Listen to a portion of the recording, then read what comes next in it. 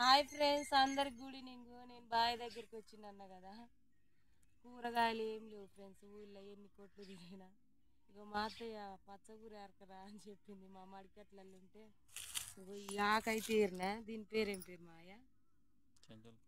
చెంచల కూర అంట. చాలా టేస్టీగా ఉంటుంది టమాటీలు వేసి అంతే.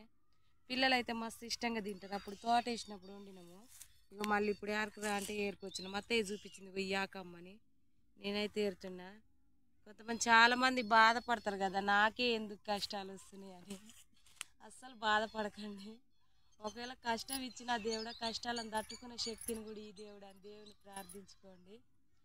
పత్తి గింజలు అయితే పెట్టినాం కానీ సాగు గింజలు చాలా పోయినాయి ఫ్రెండ్స్. పెడదామంటే వర్షం లేదు. వర్షం ఏమో అవసరం ఉన్న దగ్గర రాదు, అనవసరమైన దగ్గర వస్తుంది. హైదరాబాద్లో అయితే ఫుల్ వర్షం వస్తుందట. అక్కడ అవసరం లేకుండా వస్తుంది, ఇక్కడ అవసరం అనేది ఎంతమంది రైతులు ప్రార్థించుకున్నా రావట్లేదు. వర్షం పడేలాగా మీరు అందరు ప్రార్థన చేయండి. సాగు గింజలు పెట్టుకోవడానికి రైతులు అయితే ఎదురు చూస్తున్నారు. మీరందరూ కూడా మా ఛానల్కి సపోర్ట్ చేయండి. సబ్స్క్రైబ్ చేసుకోవాలి. లింక్ ఎవరైనా ఉంటే సబ్స్క్రైబ్ చేసుకోండి. ఓకేనా? బాయ్.